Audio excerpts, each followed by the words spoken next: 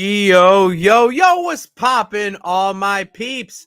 It is I, your host with the most Renaissance man who always thinks he can, and champion of the peeps, Patty Pitts, back in the yard of streams for another episode of Pitts and Sara's Wrestling Show, where we take no nights off, and you can't have Pitts and Sara's Wrestling Show without the best of the West. You can't forget about Sarah Marshall. What's poppin', girl? Hey, yo. Oh, hi. Hey, yo. Hey, yo, it's me. It's on TT. Found a way. You're still going to say it on here. I love that. I still say it sometimes to him, too. And he just laughs because he's like, I used to call you TT. I was like, yes, you did. Yeah, when you were really young. Yeah. Yeah. A lot of kids I've learned that, like, they don't remember a lot of their first interactions with you. I mean, I'm not saying, yeah, of course, they're not going to remember when they were 1 year old. But, like, even like the 2, 3, where you would think they'd have at least one memory or at least an idea of how they acted towards you. So, yeah, it's very interesting to see that. Yes. So I thought that was funny. I was like, yes. So but then he started calling me Sarah the other day. And I was like, who said you could call me Sarah? That is weird. He was like, I call you Sarah sometimes. I was like, no, you don't. No. No one said that was okay. But anyway. They grow up so fast. I know. David, yo, what's poppin'? Whose game is it? David, I'm so happy you asked that question.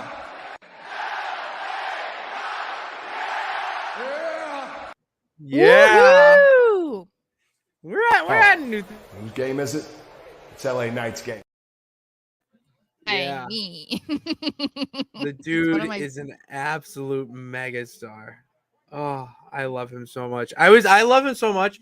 I was bragging about him at work today. I was showing them clips of him. What's poppin'? Yeah. I was just showing them. I was like, yeah, this guy. You need to watch him. Like, he's just incredible. And they just were laughing at how he was roasting Grayson Waller and slapping. I think he slapped Ted DiBiase or walked away from him or something like that. But they were laughing at that. What's poppin', Bernard? It's hot as hell in Florida. I understand that because it is currently 105 in Phoenix. God. So with 28% humidity, which is actually quite high for here. So it poured today. Like Boston is 75% humidity. It's so bad. I'm not going outside. Are you kidding me? I did all my chores I had to go outside for today. No way. And we're recording early. So that means that I actually get to, I may have dinner with my parents and then tune into NXT. Don't have to miss one bit. We love it. And Sarah, it also gives me time, and I'll tease it. I won't go into it fully now because we have a whole show to break down. But it gets me time to get the process of the NWF started. Okay. We got your show. All right. Your show is actually the background and what we're going to be talking about today. Raw, I'll take SmackDown. But there's a little nonsensical twist that I think you guys are going to be very excited for. And we're getting that ready for you. I'm so excited for that. It's actually to get started creating that. And I'm also excited, Sarah, to talk Raw because, to be honest, I want your thoughts. It was a great Raw to get you intrigued for what's coming next. I guess in a way, but I feel like a lot of it wasn't really like telling you what's happening next. I feel like it gave the idea though. There was a lot of stuff that planted. I feel like kind of, but not. There's certain. See, I don't want to get into all of it, but there are certain ones that I feel like you have no idea what is happening. So, it felt very much like I didn't think it was a bad episode, but it felt like a filler episode. You know what I mean? Like, I don't know. There wasn't like the entire show wasn't like, oh, okay, so this person is facing this person next, and this one, oh, okay, this is their next feud, and it's like, no, there's still a lot of question marks. But we'll get into that because I have to share my thoughts about. We have to share our thoughts. That's why we step into the art of streams here and provide them for you. So, Sarah, let's just provide our thoughts. Let's just do it. All right. And I'll let you talk about your man. I did enough talking about him on Twitter yesterday. about the I have a lot of documentary. men. You have to go watch. Everyone has to go watch the American Nightmare documentary. That is all I'll say about it for now. It's just I still need to watch. So Cody starts off Raw because I guess that's kind of just what we do now. Cody starts off Raw, which I'm fine with. It's not like I'm upset about it. But basically, he just comes out to gloat about beating Brock Lesnar at SummerSlam.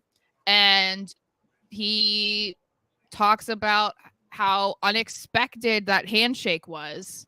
And I'm like, yeah, you're speaking for the people, because I think a lot of people were pretty shocked about it. And even during the press conference, I think he said that he still hadn't really like processed it yet. And so when he mentioned his mom, like saying to him that he didn't really understand the magnitude of what Lesnar did, it made sense, because I'm like, no, he literally was saying that at the press conference, that he hadn't comprehended what it was yet. But then this was fun because he says his mom told him he didn't understand. Like, how do you not get it yet that he acknowledged you? And I was like, see, this is what I need. Okay. This was good. This was a good because obviously that was a hint at like, hey, I haven't forgotten about Roman. I haven't forgotten right about over the head. Yeah, like we haven't forgotten about it. And I think that was good because obviously it's not been that long since WrestleMania, but it's been enough time where you kind of have separated him from the Undisputed Championship. So I thought that was a good little hint at, hey, don't forget, like he's still coming for that. So and then he said exactly what I said he was going to say when we were talking about he's going to come out and he's going to be all excited and he's going to feel like he just accomplished the biggest thing ever. And he talks about how he's on top of the world and he can beat anyone. And I got my hopes up because I was like, where's that rocking chair? Where is it? You weren't getting it. Yeah, that's tough. I was just like, oh my God, this would be so cool if I was correct. Like, freaking cool, man. Future, but I didn't. And it was Seth's music. So that really disappointed me. Before we get into what they said and what happened, how did you feel when you heard Seth's music? When I heard Seth's music, all right, here we go again. You know, that just that GTA meme of the shit, here we go again. It's that was just the same phrase going through my mind through the entire time. And I feel like that has a negative connotation to it, but I just don't care.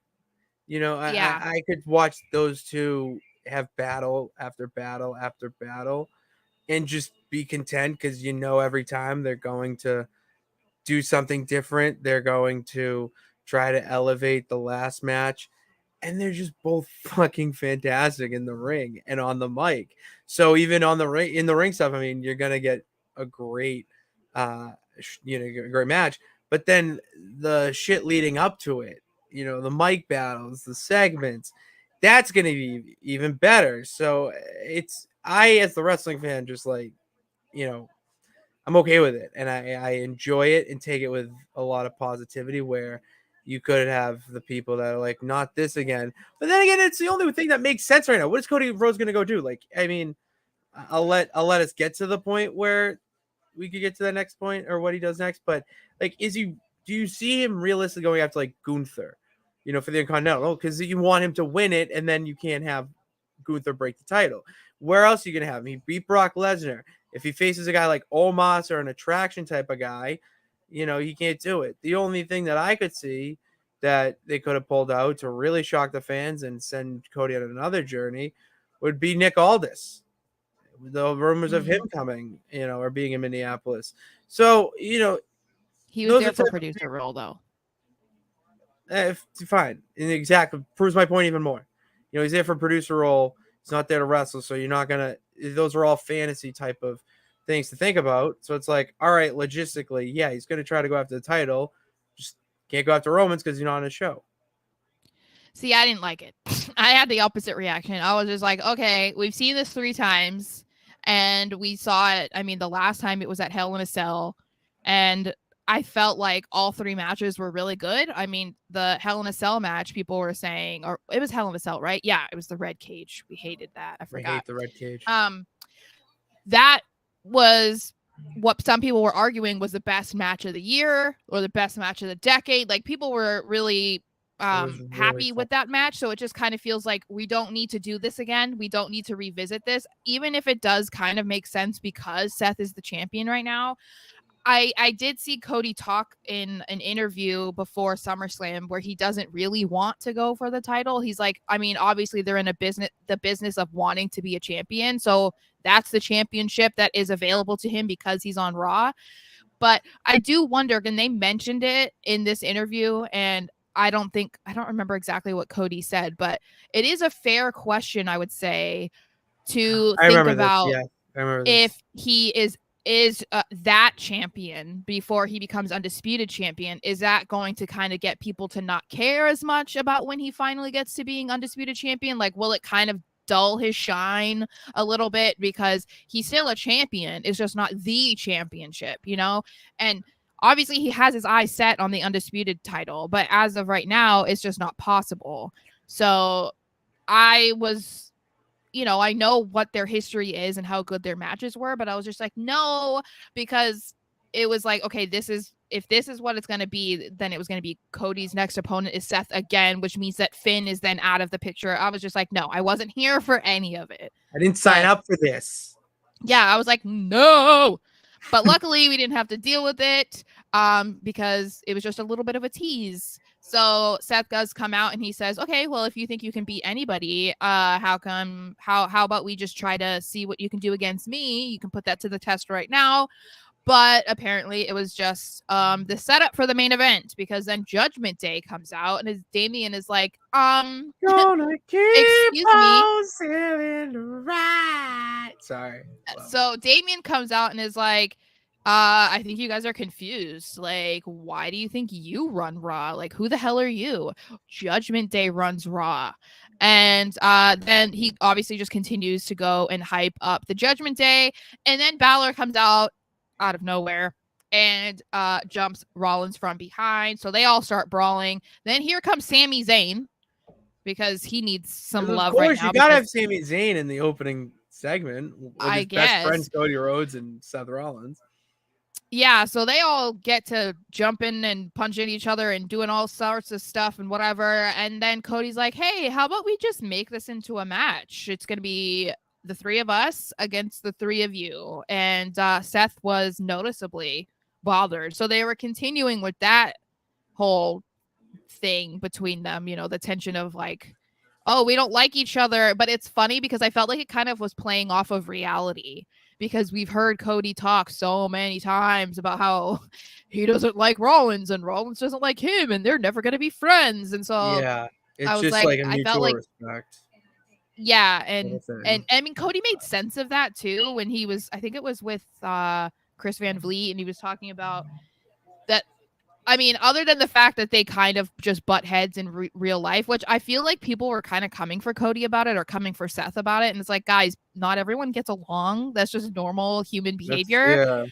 But Cody made a good point, because he was like, we're both trying to be the top guy on the same show. We're trying to be like the guy to watch every single Monday. So we're competing against each other every week. And that is why they kind of like don't necessarily get along. And I'm like, yeah, because they're actively competing. Yeah, like it's very Rock Triple H. You got to think of it like that. Yeah. The Rock and Triple H were not good friends.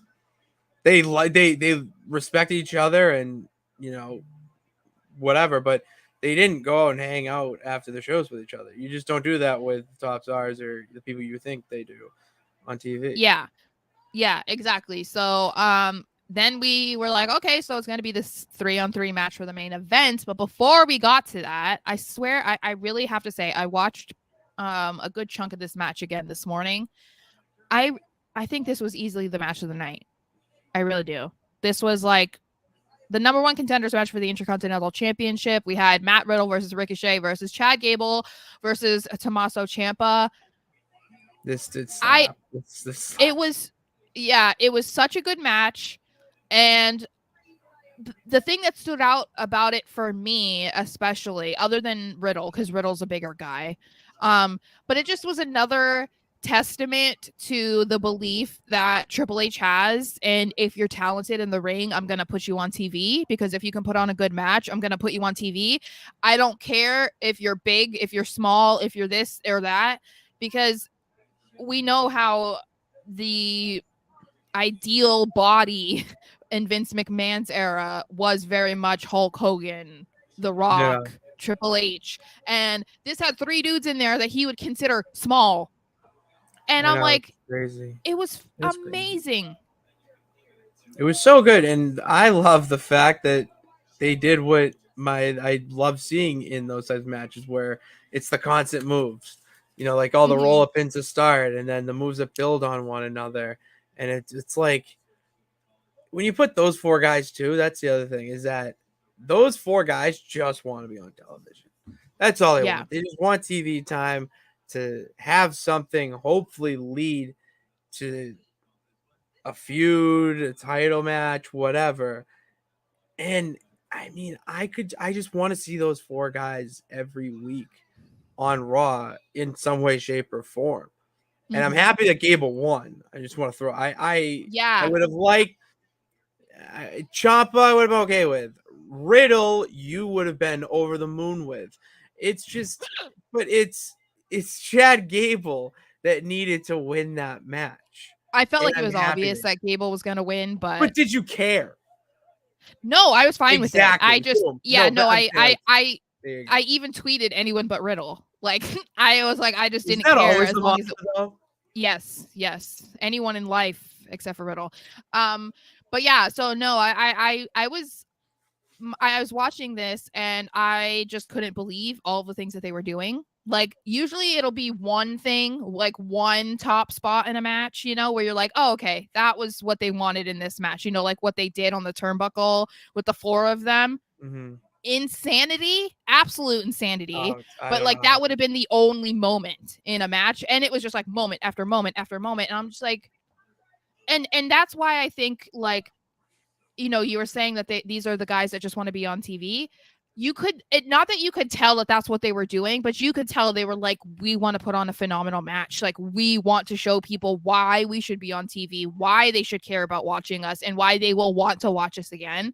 And I think that that's something, I think we kind of talked about it before, or I think I have, where there are guys who you can tell that they don't really care about the fact that they're on TV, you know, and it just doesn't seem like they're that into the match. And this was one of those matches where it was like, no, they were literally out there almost like they were fighting for their life. Like, it was good. So hats off to all of them. Oh my God, I have like a hair on my nose and it just will not stop. Ugh, okay. Like a loose hair on my nose. I don't have like a giant hair just like growing out of my nose. Like a little feathery up there, just like getting up there and just like flick. Yeah, that would be disgusting. So I do, you know, I am excited to see what happens with Gable and Gunther, because at the end of the match, oh no, it's not this one. It's not this one. Yeah. It's not this one. But we Hold your horses. I know. I just got excited. Gunther was watching backstage. That was one of my favorite shots, because I love when they do that. And like, for Gunther to do that, it shows that he's not the, you know, I hate to compare this, but like the Tribal Chief, where he's like on his own island, like he's just the champion, and whoever's worthy will come up to him. Yeah. Gunther's like, you're not worthy, but I'm gonna kick your ass anyway. And yeah, like he's like, oh, let me see what they're doing. Like, let's see what these guys are doing that they think that they can face me. They brutally killed each other for, I think it was like a 15-minute match. I think it went through at least 2 commercial breaks. No, it was the first hour. Yeah, but I think that they still with the weird, it went through 2 of those. Yeah, and this manager's laughing. You know what I mean? Like, he's not scared. He's not nervous. As the champion's like, my title is in jeopardy. He's like, bring it on. Let's go. Yeah. He's like, I've been waiting. I beat you. I've been waiting. Come on back down. Yeah, exactly. I love that out of him. I love that out of him. Yes. So I wanted to see, I wanted to pause for any comments because I haven't looked. Oh, comments. All right. So we have the main event from What is up? We just talked about, so this can be brought up. I believe in Chad Gable. The problem is that WWE wants Gunther to beat Honky Tonk's record. He should. As he should. Yep. Why? So. I'm sorry. I love the Honky Tonk man. He's cool. He's cocky. He's bad. Oh my God. He's the best. But what? I would thrive on some quiz shows. We got to get on the other one. We got to do some quizzes here. We have a science guy who can be the host. Point is, the Honky Tonk Man was great. He was perfect for what the Intercontinental title should have been in that era to elevate, blah, blah, blah. We're not there anymore, okay? That is long gone. It's called the golden era for a reason. We're in a new age era. We're in the social media era. People don't care about, Elvis looking dudes. They want to see dudes like Gunther toe that line of, is he actually killing this man, or is he am I actually witnessing a slaughter on live TV? Well, when in the Cody talk, when he said that Gunther slapped him for the first time on that injured pec, he was like, I felt something, like I felt alive again, which to any other person, that means I am dying inside. So Gunther is a bad motherfucker that needs to continue being Intercontinental Champion until that record is broken. After that record is broken, I don't care. I want him to still be. I would still want him to be champion until he can go for the heavyweight.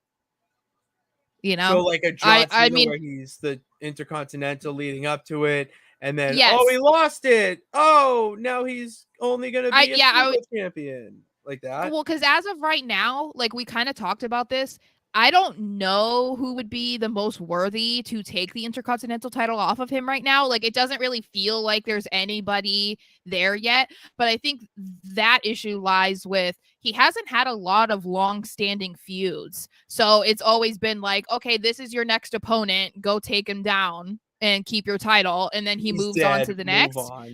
Yeah, and it's like that plays very well into his character and his whole being, obviously, because he's like, I'm a defending champion, I'm gonna beat your ass anyway. Like, he doesn't need to have these feuds, but I think that's why it is kind of hard to envision who would take it off him, because he doesn't have history really with these people, because it's like one match, all right, on to the next, and then it's the next one, on to the next. So it's like you're not really getting, okay, well, he's faced this guy 2 times, and now is the time that he's gonna get the title taken off. You know what I mean?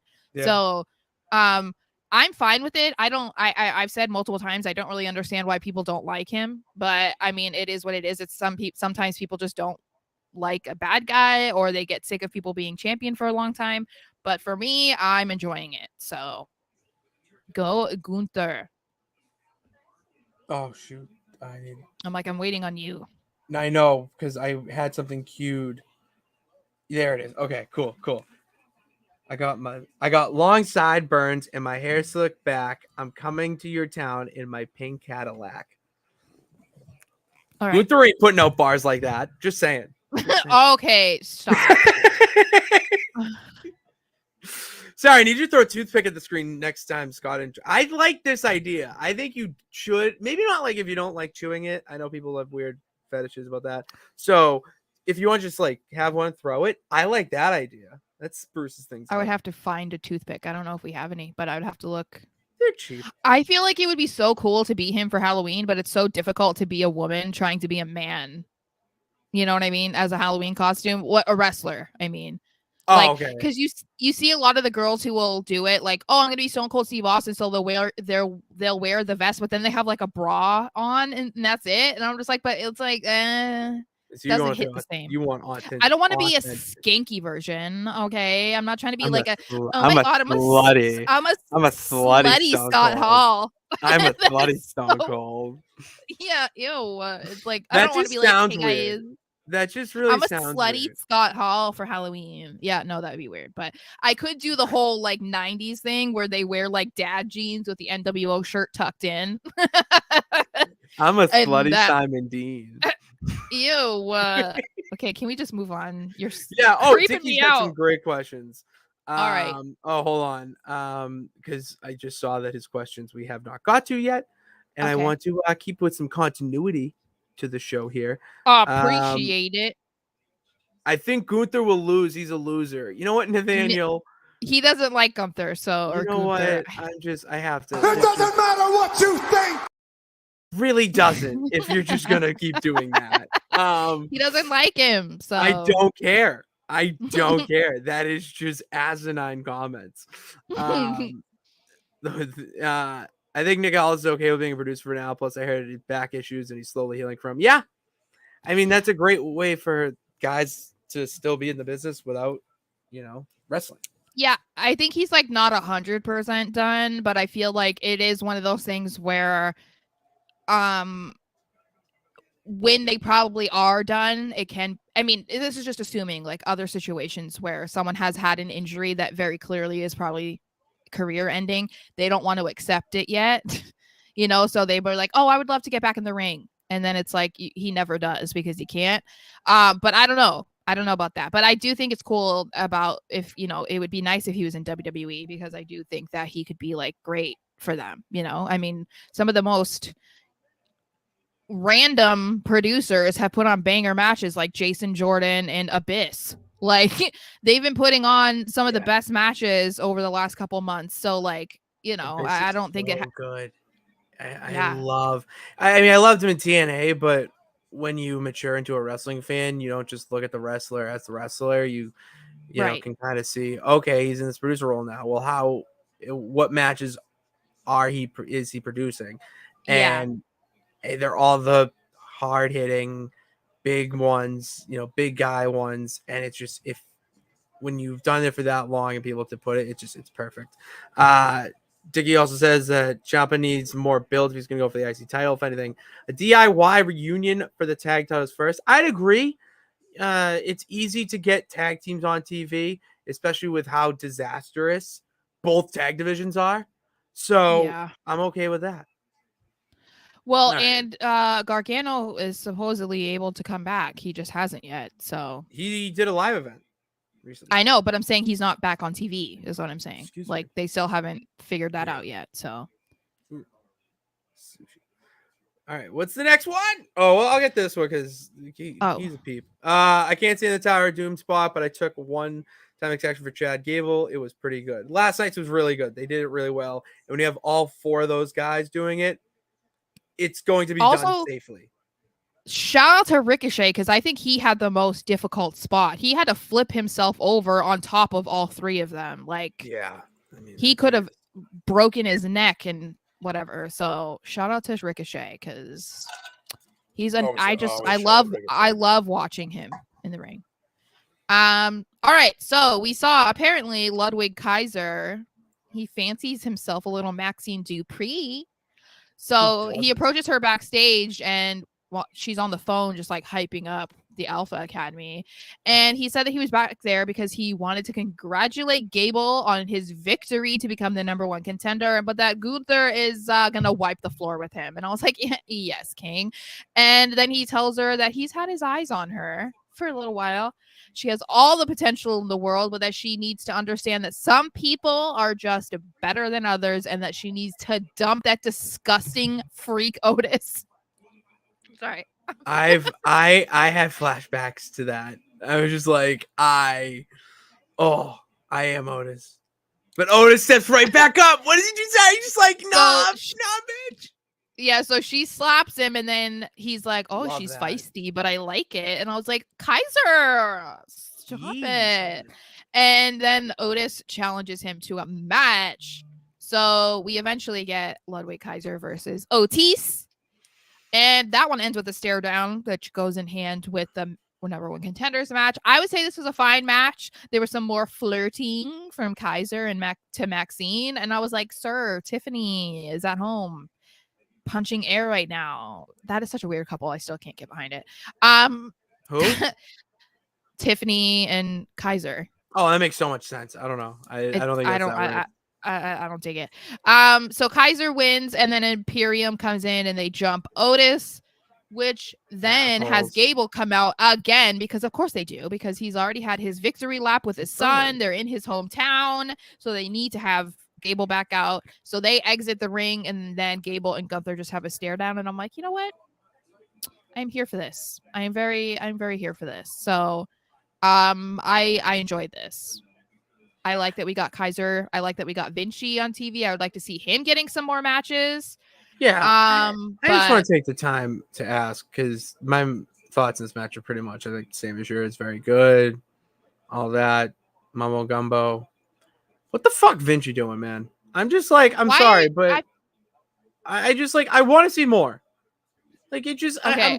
I'm more just like, Like, I feel like them two as a tag team, they showed that they could be a very good tag team when they were in the ring. And then he gets this weird, like, I don't get it because there's potential there. You know, That's the part Sara, that why I don't know. That's why it's frustrating for me, because I'm like, there's a reason why they came over from NXT UK to NXT. There's a reason they were NXT Tag Team Champions. There's a reason that you kept them with Gunther to make Imperium and brought them up. And then you basically have done nothing with Vinci for months at this point. And I don't really understand. Like, Kaiser is nothing away from Kaiser. He's amazing. Yeah. And I've been saying that I understand why they would want to give him more time and maybe some more singles matches. But I also think that they need to do that with Vinci. Or if you're going to showcase one, then you need to have some sort of plan for the other, because otherwise it just, he looks completely pointless. And if it's not going to be tag team, then figure something out, because and Vinci's a perfect guy to have. I know. Little singles matches within a tag team feud.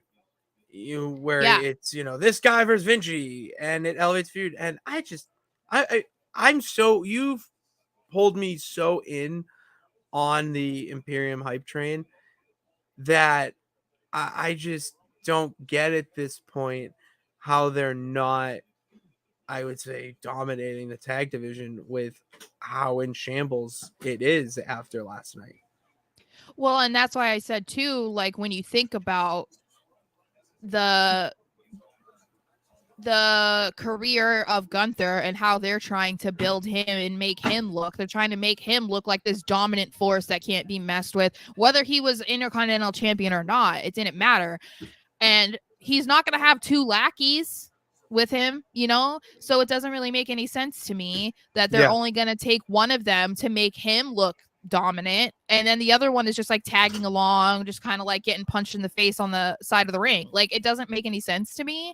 I feel like if you're gonna have them be a team, then shouldn't they all be good? Like, shouldn't they all look good in the ring and against the division? I don't get it. And to build up Gunther as this super mega threat, why wouldn't you have him have two henchmen? When you look at these villains and these, just brutal guys, they don't have just one dude who's just walking around with them. He has like two or three. And then when in serious moments, he gets like 10 to 15. It's that's what I'm missing with Imperium. And I feel like they are too. So I don't know. That's my only complaint about Imperium and anything they did last night, is that I am asking, what the hell are we doing with Vinci? But not in the, I'm not a fan of him, more as in like, I don't care about him, but want to. Give me a reason to care about him. Yeah, no, I agree. And that's like in an unbiased way too. I mean, I've been saying that forever, that I don't really understand what they're doing, but hopefully it'll change and then we don't have to complain about it, Yeah. So moving on, we had Becky Lynch in the ring, and I mean, this was okay. There were some good moments in this that I have to point out, but we'll get there. So she gets in the ring and she said that she is very excited because next week she will finally get her match against Trish, because she's been fighting and scratching and clawing over the past couple of months, and she's had to wait to get her rematch against Trish. But since it was called off from SummerSlam, it happens next week in Canada.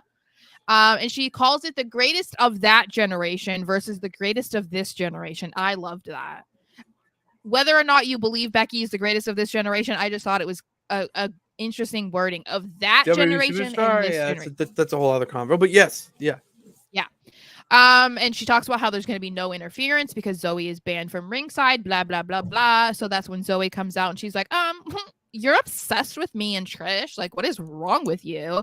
And she said, you must have left your balls at home to be celebrating that I can't be ringside for your match. And Becky's like, you know what, girlfriend, you just pitched a ride with Trish and she's just using you and you don't even realize it. Blah, blah, blah, blah, blah. Then we get Shayna comes out sporting a brutal black eye. Yeah, that was tough. Well, that's what happens in MMA rules. I know. So you could tell that it was going to happen though. It was developing during that match. Like her eye was swelling in that match. If people didn't notice, it was just like poof, poof, like it was poofing up the entire time. Yeah. So I loved this because I was like, you know what? This is not something that I had considered, but Shayna and Zoe, perfect. Like I hadn't considered them as a matchup, but I loved it. So it was she really felt, good. Yeah. It was. So she says she knows that she wasn't invited to the party, but she felt like she was referenced when Zoe was talking about the baddest in WWE. And then Zoe's like, you look like the baddest punching bag of all time. And I was like, Queen, that was a good one. That was a good one. Zinger. And then I know. So they keep going back and forth, and then Becky's just kind of like stepping back, like, oh, okay, this isn't me anymore. It doesn't involve me. So she's like, how about we have a match between you guys? Like, let's have Adam Pearce make it official. Which he does. He comes out down that aisle and he makes it official. His few minutes of TV time every single week, so he wants to take advantage of it. So we do get Zoe versus Shayna. I would say, again, great. It was a good match, good opponents. It was a good way to get Zoe back into a match and a good way to get Shayna back into a match that had nothing to do with Ronda. And then Shayna did tell Becky later in a backstage segment when she was being interviewed that she was going to be coming for her. And Becky welcomed it. So I was like, I like this. I appreciate that we're moving on from the Ronda thing. We're not going to see Shayna kind of like bragging about it for too long. You know, she mentioned it in this, which is fine. But we're not going to keep talking about it, you know, for months at a time. And we're already moving on. So I'm here for this. This was my favorite part of the entire match. Yes, I wanted to mention that the lemonade. Yes, the lemonade was so perfect. Dickie Martinez says Becky with the lemonade was great. I think that showed she really doesn't have a problem with Triple H, more so that people blow things out of proportion. I agree. Yeah. Becky Lynch is professional at the end of the day. She knows what she's doing when she's posting these pictures of, oh, Detroit has more palm trees than I thought. And I'm going to make some lemonade today because I got a bunch of lemons. You know, that's someone who gets it, you know, compared to someone who would be left off the card and they're just posting like it's their normal life. That is that next level superstar talent and the reason why she is the man, because she's never off the clock. It's always something. And then to bring it back out full circle. Yeah. And it gets people talking again. And then you're still trending. You're still in the loop. You're still being talked about just as much as Shayna and Zoe, who just put on a match. The only difference is you didn't. Yeah. So I loved it. I loved that she served it to Cole and Barrett too. Like she gave them glasses of lemonade as well. And I agree. I do think that people blew it out of proportion. Obviously, she has every right to, even if she did have some legitimate sour feelings about being cut from SummerSlam. That's totally fine. She's a human being, was expecting to have a match, a big match at SummerSlam, and it was cut. So like, I didn't think anything of it. Even when I saw the photos, I was like, oh man, I felt bad for her because she had already posted like the photo shoot that she had done for SummerSlam, the promotional photo shoot that a ton of them had done. Even I think Rhea or Liv and Raquel did it too. So it's like, there were plenty of other people who were doing it and then they weren't on the show either. So I'm like, people were making it seem like so much deeper than it was. But like I said, at the end of the day, she's a human being. So she's allowed to be like, damn, that sucks that like my match was cut, you know, like it's a little different too in her case because she is Becky Lynch. Exactly. You know, being cut from the SummerSlam match is not putting your paycheck in jeopardy. That check's still going to cash on payday. You're still going to be able to provide for your family. Everything's all good in the end because there's a plan in place for you to do it. You know, you're not just getting scrapped and that's it. Bye-bye. We don't have plans for you. It's like, okay, we fucked up. We want to make it up to you because you're you and your opponent. Here's your make-up date. And sorry, we screwed you over match in Canada, which I feel like is a perfect, a great option B for their match. I agree. We have some comments here about the women's division. This comment really, I was very interested because the feud's over after the Raw. So did we enjoy this feud between Trish Stratus and Becky Lynch? I did for the most part. But I feel like it was dragged on too long. That was when I started to kind of just like not care, because it just felt like, I don't know if they were trying to drag it out till SummerSlam, and maybe that's why like they just had an idea. But I mean, this has been going on since Mania. So it's just like, geez, Louise, you know what I mean? Like, it just became a little boring to me, because I just wasn't as invested in it as much as I was at the beginning, where I was like, oh my God, we got heel Trish. Like, that had me so excited. And I love heel Trish. So that was fine. But yeah, I think it was just dragged on too long. I think it became kind of dull towards the end. Do you think that is because of Zoe Stark getting in the mix that they dragged it out, and that's why it's getting a little watered down? I'm sure it was partially, and it might be because Trish had other commitments, so she like couldn't be there every single week, or maybe she couldn't be at a certain pay-per-view or whatever. I'm sure that's kind of why they put Zoe in there too. And it ended up working because Trish got hurt. So like ironically, it ended up working anyway. But yeah, we've been saying for a couple weeks that we were like, couldn't wait till SummerSlam because we were excited that this was going to finally be over. Because it just kind of lost its luster at this point. So I'm ready for it to be over, and I hope it's a good match for them on Raw, because I want it to end on a high note. Oh yeah, you definitely want this feud to end on a high note. The only thing I would add is it just sucks for the other, women wrestlers who aren't getting that because they have to make time for this.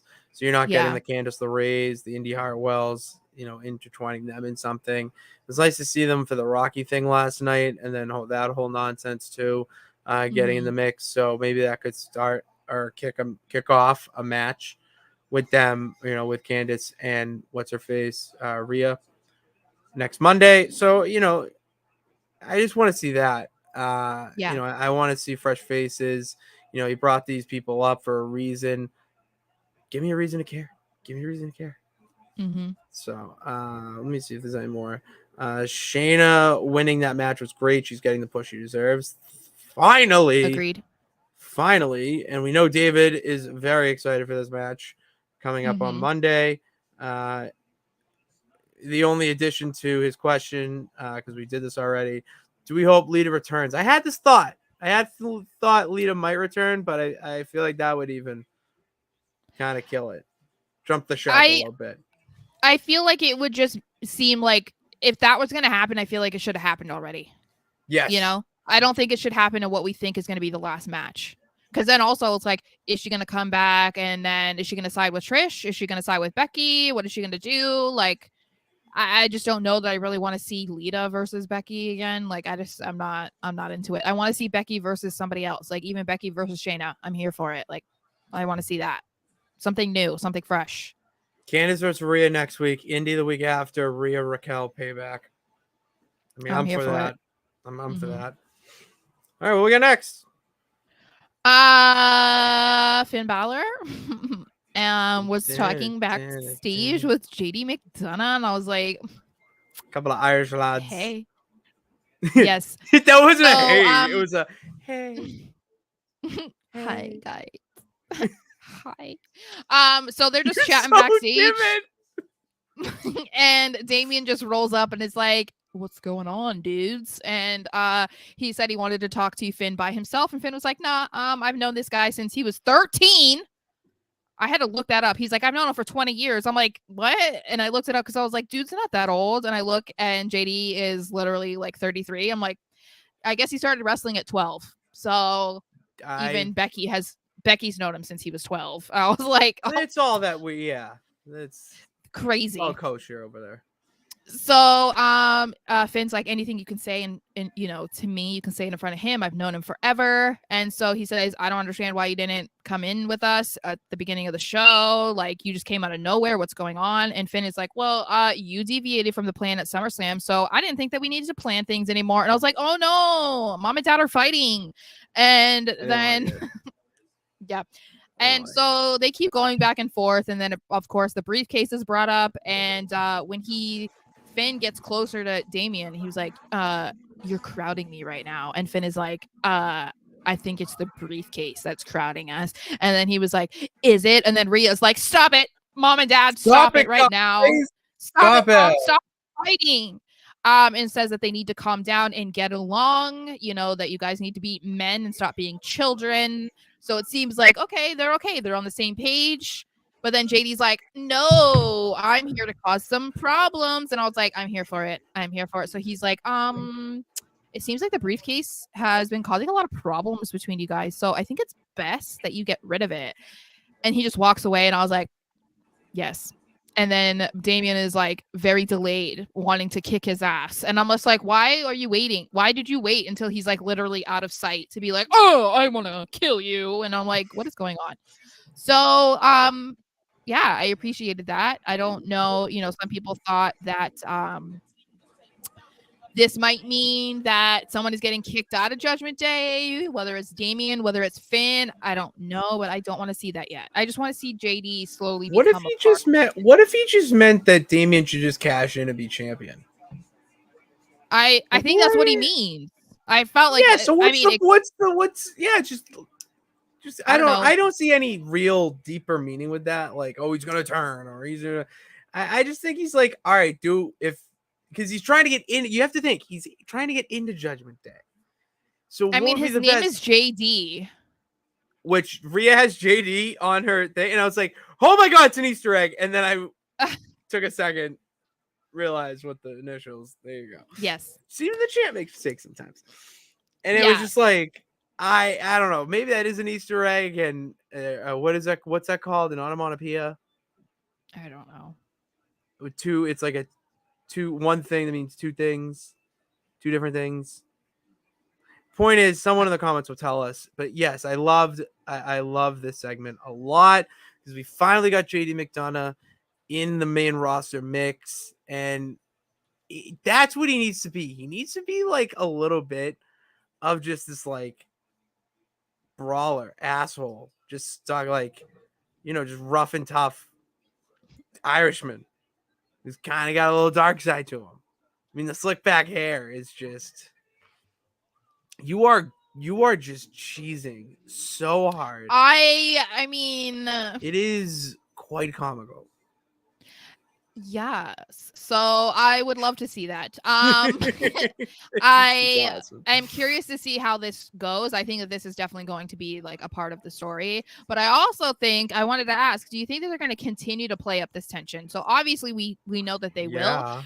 But I would prefer that it stays as tension for now. I don't want to see a Judgment Day breakup yet. If we're I would like to see, because this is the added element that JD can bring, where like he's gonna want to be in Judgment Day, or Finn's gonna want him in Judgment Day, and so that's gonna cause some sort of rift too. And so it's gonna be like slowly but surely, maybe we can see that he becomes a member of Judgment Day, which causes more issues between Finn and Damien, and maybe we get Rhea and Dom like jumping on the bandwagon, being like, no, like why wouldn't we want to add him, like blah blah blah, and then Finn starts to rely more on JD than he is with Damien. Like there's added ways that they can do this, because I did see someone say in the comments about it would be nice to see JD kick out Finn and like backstab him or whatever, maybe down the line. But I do think that there's plenty of time to get Here's the comment to have this happen where it could be Finn versus Priest. But I think it's still too early to be thinking about it, because way too early. It's like what, 8 months away. So yeah, it's way too early to split up Judgment Day. And yeah, at this point, WWE needs to start adding people to factions rather than subtracting them. Mm-hmm. And what a way to do it, with thinking they're all gonna, it's gonna implode. They're gonna break up. Mm-hmm. Someone's getting booted off, and classic heel evil powers win, where it was all a ruse. It was all to get you to think that because we're better than you. That's classic wrestling. And if you look at these factions when Triple H was, I would say, in one of his primes, not even Evolution, but even before that, with the Ministry of Darkness, there was like 6 guys in that, 7 guys. DX, when you had the women, that was 6 or 7.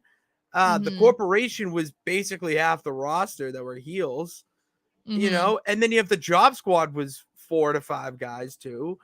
All those factions back then had multiple people, and they need to add that right now. If you look at other promotions, they have like 5 guys, 6 guys. Yeah. I mean, the Main Event Mafia had it in TNA. You know, well, and adding a 4th guy just evens it out. And it evens out because then you can still have Rhea as valet. Yeah. But she's a 5th because she's kind of tougher than half the guys in the roster. So, like, yeah, it's a great little group they have where the stars are all aligning for them to really just take over WWE and seamlessly slide into the bloodline role of, okay, we have this group, we have this family. Let's tell their story. And how do we elevate these guys and gals to that next level of WWE superstar? Well, and I liked what Richard said here. I think JD Sammy as some sort of initiation. He wants to appease Balor and get into the group. But that's what I thought too. I was like, absolutely. I didn't think about it as a way of initiation, but that's a good point. But I immediately was like, Balor set him up for that, you know? Like, I knew it was immediately like, yes. So I did love that. And that's why I'm like, they've been teasing the JD and Judgment Day thing for too long. And I'm like, okay, I just want to see it now, you know? Like, stop teasing it. Just go with it at some point. Well, even if it's just easing into it, like I said, you know, kind of having him slowly integrate into it, like he's around more, and then he just ends up becoming a part of it, whether we see more initiations or what. I want to, because then it also plays into the like trust thing, right? Because he's like, he mentioned, I've known JD for 20 years. Okay, he's not known Damian for 20 years, so that plays into a trusting thing too, because he's going to be like, well, why wouldn't I trust JD? I've known him since he was a literal child. I've only known you for a year, you know? So there's plenty of room there, and I am excited about it. Very excited.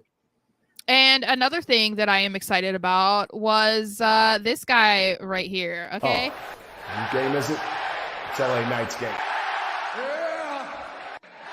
I like how we both just at the same time. Just you had your. I was just like Yes. That's how we feel. I mean, the man's a megastar. I could talk about him all day. Just like listen to him talk. He just exudes the confidence you want to take and hold as your own.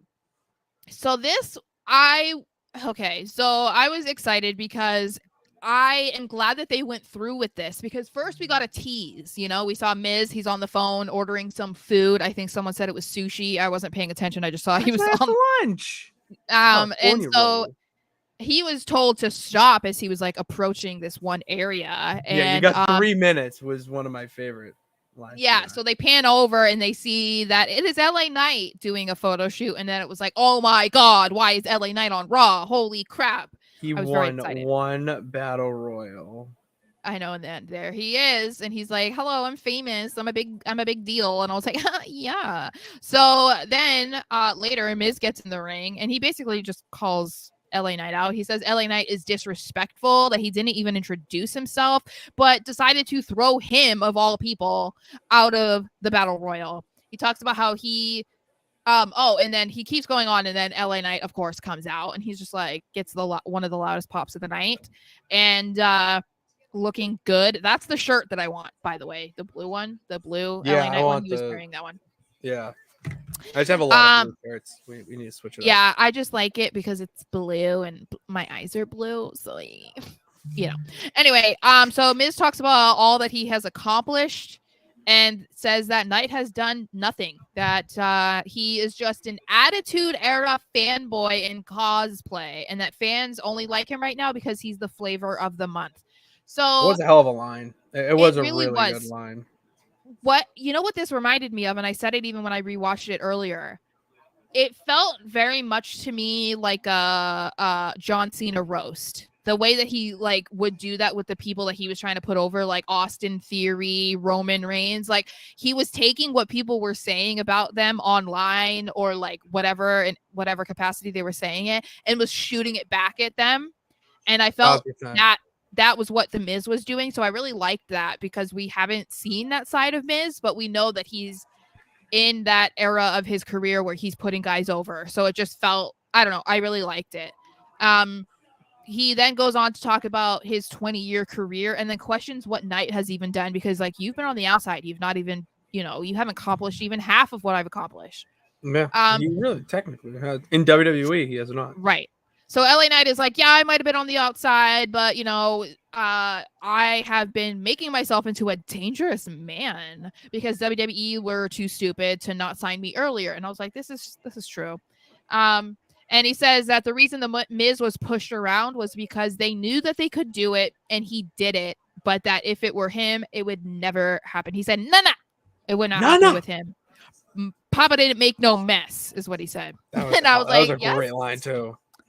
And he says that he is coming for the main event and he will use the Miz as a stepping stone. And Miz got very upset about that. And he said, oh no, don't worry. I'm not talking about your stepping stones down there. And I was like, King LA Knight. Yes. Thank you. Miz then says, you were not even on my level. And LA Knight is like, I'm literally looking at you in the eyes. So prove me wrong. A stepping stone?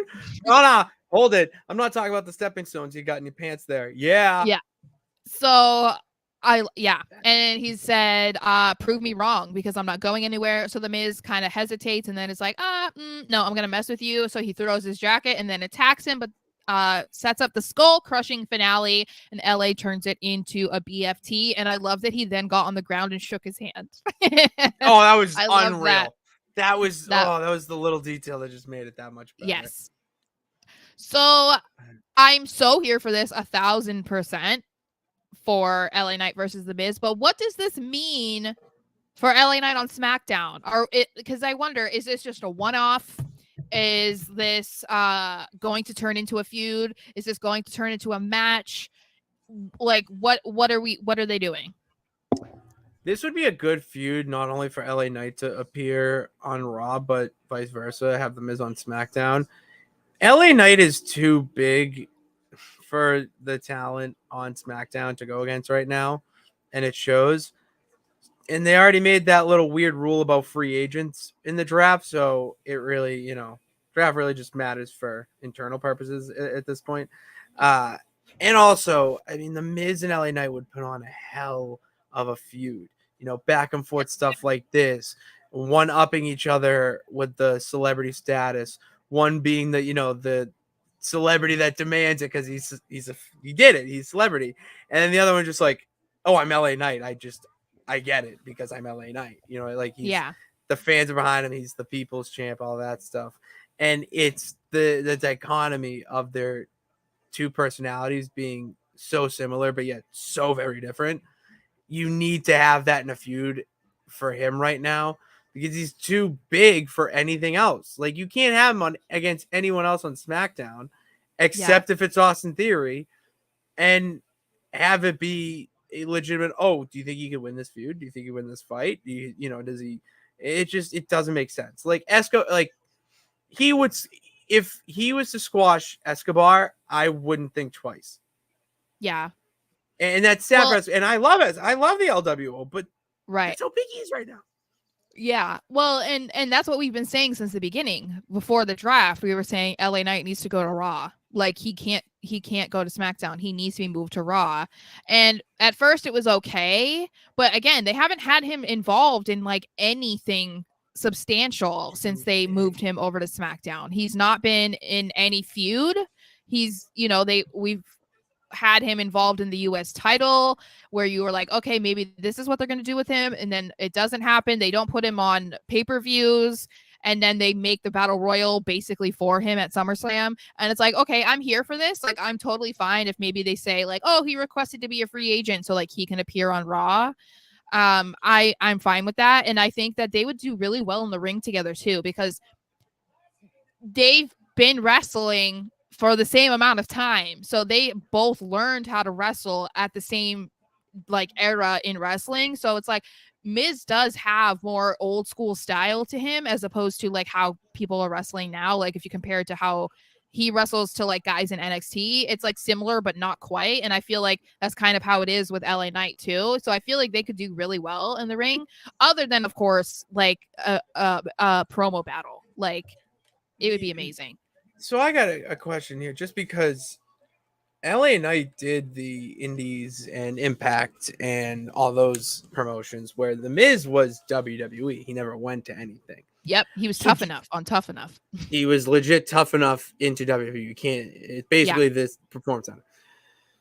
So because do you think that they could do something, like that? I mean, not obviously concretely talk about that stuff, but allude to it, and that could be another element to their feud. That's where I would like to see them go, because they're both the same, but they were brought up in different worlds doing the same thing. I feel One's like they very could, WWE, the because others, they kind of mentioned it. I mean, they've dabbled a lot in mentioning what Cody did before he came back to WWE, and you feel like if anything is going to be off limits, it would be even mentioning the fact that AEW exists, whereas mentioning that Impact exists at this point in time is like nothing. It would have been a bigger deal 10 plus years ago, but I feel like them mentioning in a way somehow that he was Eli Drake, or that he had done all of these other things, I don't see that it being off limits. Yeah, like he was huge in NWA. He was huge in Impact. Like that's where he made his name. Mm-hmm. And that's where the fans, grew to love him. Where The Miz, he grew up doing the same thing, but it's WWE. It's the product of that. So I think there's a lot you can do with it in that way. Yeah. I am so excited for this. Yeah, so I hope that they do go with it. I hope that it wasn't just a one-off thing, and it was like, oh, well, you're like, oh, we just did SummerSlam and Minnesota is right there. It's not that far. Like, I really hope it's not just a one-off, but we shall see. So he just came out as I rewatch Raw. I have it on the background. He just came out, and goddamn, like, I know. He's wearing Tim's jeans and a leather vest and a t-shirt, and he's so cool. Weird, but pulling it the fuck off. It's incredible. I know. I saw someone. He was like, LA Knight is wearing Tim's in August, and he's like, this man is so cool, and I'm like, yeah, exactly. Exactly. Why are you wearing boots in August? It's the middle of summer. Like, what are you doing? But he looks so cool, so it's like he gets away with it. All right, so we get to the main event, which was Cody Rhodes, Seth Rollins, and Nakamura, who replaced Sami Zayn because JD McDonough took out Sami Zayn, which apparently was planned. So I don't know if Sami is injured. His elbow looked fucked up. So what are you doing about that softball growing out of his elbow? Where is the comment here? Because someone made a comment, and I like my peeps. Where are you? Keep talking before it so I can get it. So anyway, so I was kind of surprised about that too, because I don't know if it was like Sean Ross Sapp or whoever it was, but it was something. Looked it said rowdy. It looked bad, but then people were saying that it was meant to happen, like the spot happened all day. But what I thought, right, was like you could tell that JD knew about it, because if you watch like when he's hitting him or whatever, beating him up, he stays away from that arm completely. Like he's not touching that arm. So that's why I was like, he has to be injured, because JD wasn't touching that part of him at all, and his elbow did not look okay. Someone said it looked like, remember when was it Cena, his elbow was fucked like that? Yeah. I do remember that picture. But then that brings me into this whole other thing where I don't want to get into it, because I'm very passionate about it. But if the men's tag team champions are injured, how come they're not going to strip them? Because with the women, it only had to be one of them were injured and they were getting stripped. So if you have both tag titles, tag team champions injured, then why wouldn't they strip them?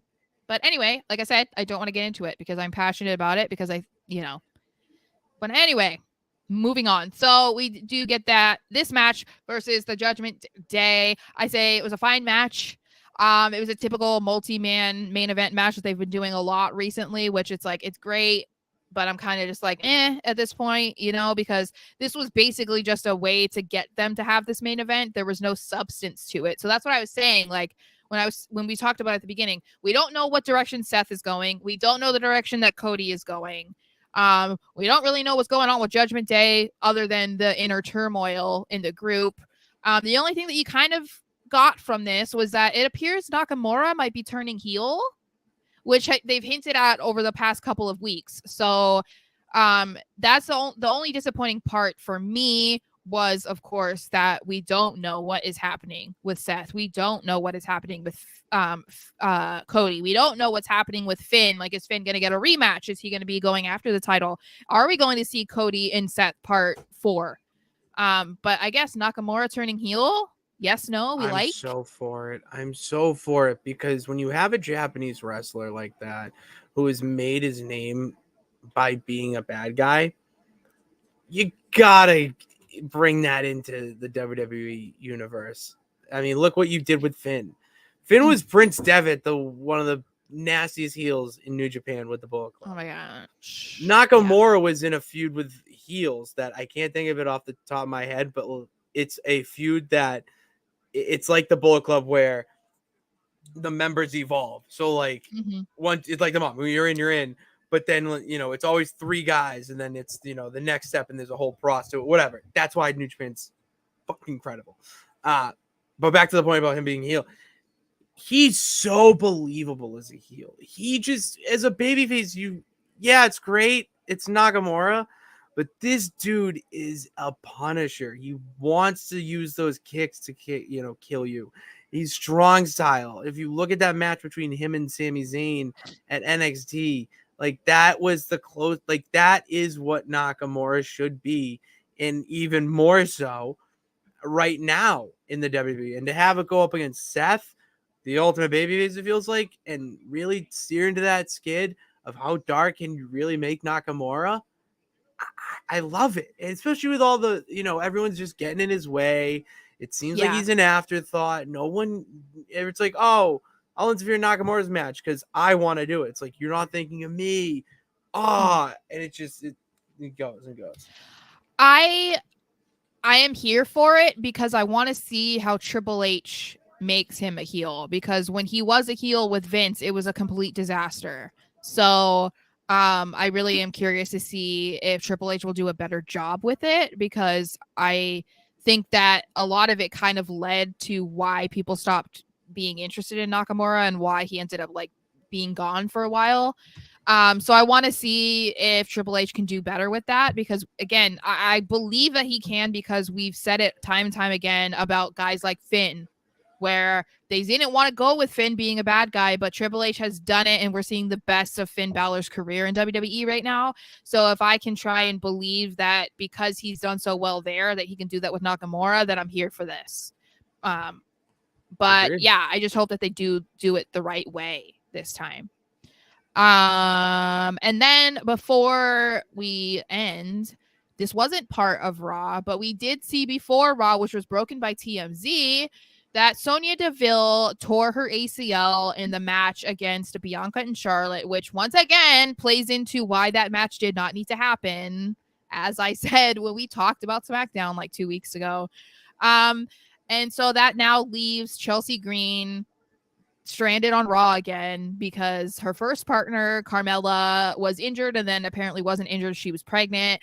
Then she gets re-teamed up with Sonya Deville. They have this great run. They finally win the tag team titles. And like 2 weeks later, it's done because Sonya is out for the foreseeable future. And I feel bad for Sonya because this is her first title in WWE, and I feel bad for Chelsea because she was just getting her footing and doing so well in her return, and now it's like, now what? Now what do they do? Hear me out. You know what? I'm playing this. We're gonna make this easy for you when you clip it, because this is gonna be a hell of an idea, Sarah. This is a hell of an idea. Where is it? There it is. Hear me out. So hear me out. Easier for you when you clip this, because it's a great idea. Okay. What if they made a new design for the women's tag titles?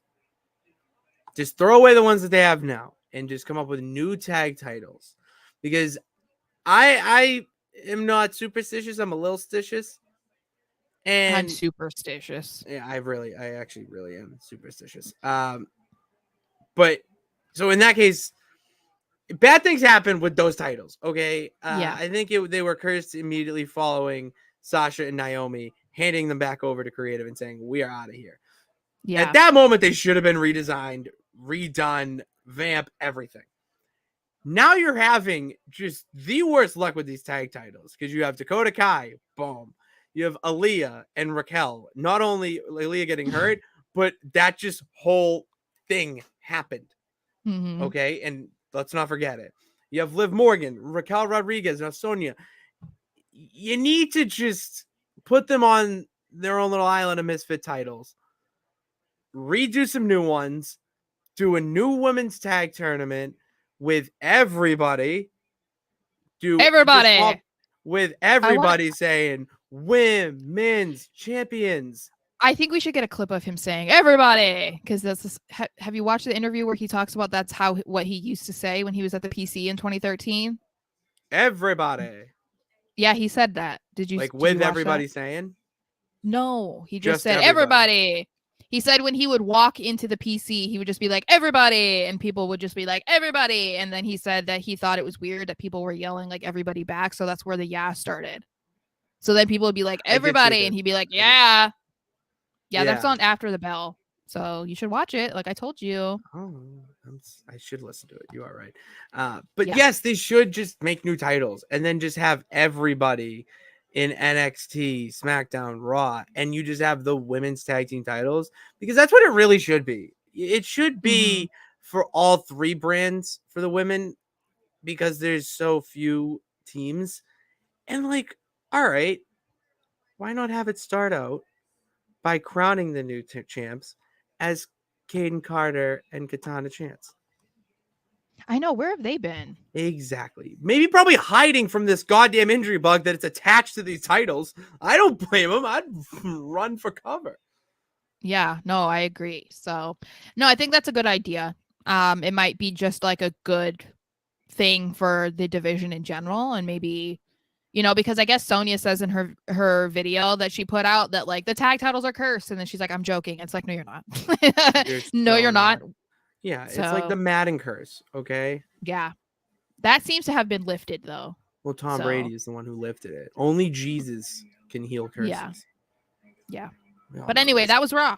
That was Raw. Let's get some comments here before we wrap up. All Dickie. Shout out Dickie. Here we go. We love this. I love the interaction.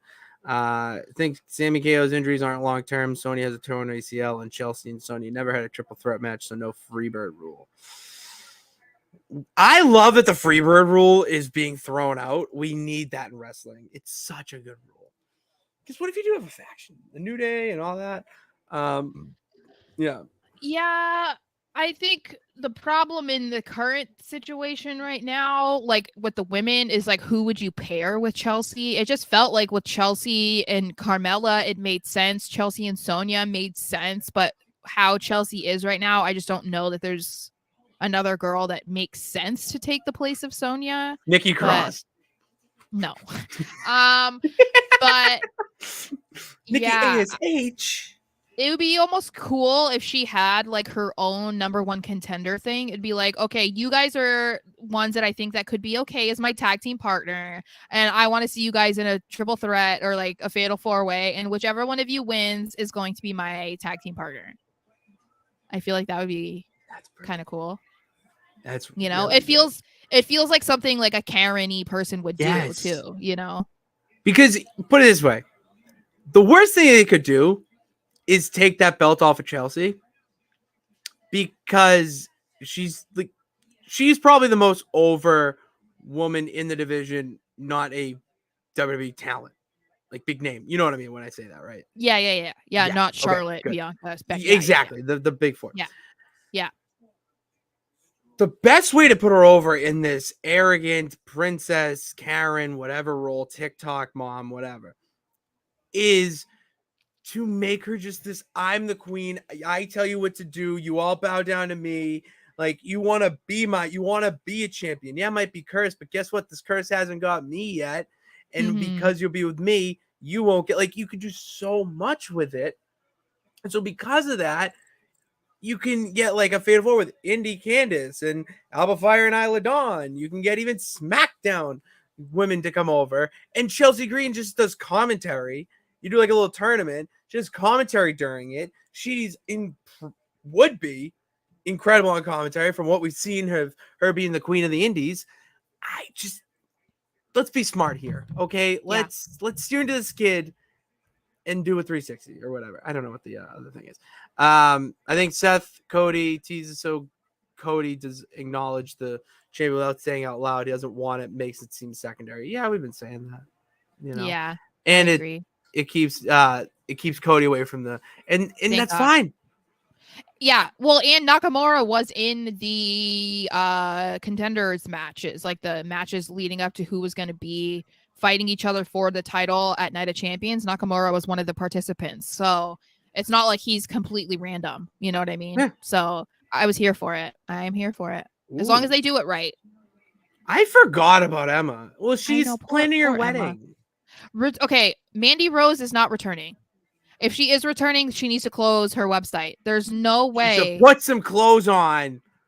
Well, because I'm sorry, if she was kicked out of NXT for it, you're going to put her on a bigger platform by putting her on Raw and still allow her to have her risque website. Like, I mean, girl, get your bag. I'm not saying anything about that. Yeah, but that's saying, not like, work. That's not the point we're making. Yeah, if they were worried about, the leaks online from what were happening when she was on NXT, it's going to be 100 times worse to have her on Raw. Like, she can't have her website posting the type of content that she posts and be on Raw. I don't see how that works. If it didn't work in NXT, I don't know. I don't buy that she's coming back. I don't see any reason why she'd come back. She became a millionaire.